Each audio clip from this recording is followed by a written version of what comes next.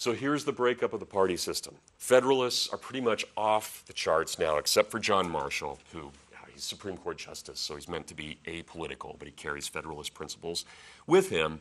But the Republicans break into what were known as the National Republicans, being led now by Madison. Can you imagine calling Madison a national Republican in, say, 1798 with the Virginia Resolution? Or it's just impossible to think of that. But here's Madison as leader of the National Republicans.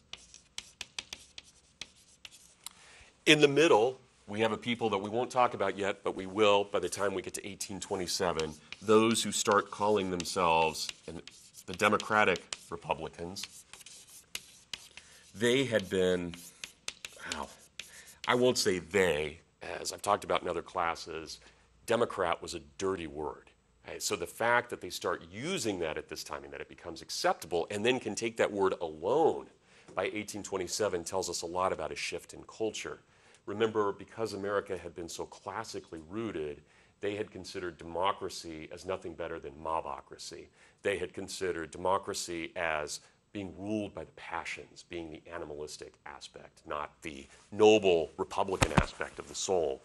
So democracy, and calling someone a Democrat, for example, in the 1780s may have easily led to a duel, because that was a challenging of a man's manhood, his virtue, by saying that he was ruled by his passions. So it tells us a lot that the word democracy takes on, it's something we're going to explore all semester, but the democracy becomes this positive thing to the point now where no one, of course, refers to us as a republic. We're always referred to as a democracy in the free world as the democratic peoples and so forth of the West and elsewhere now. So that word has taken on a very different meaning now than it did in the ancient world or in the medieval world, coming out of the American Revolution and especially out of the War of 1812.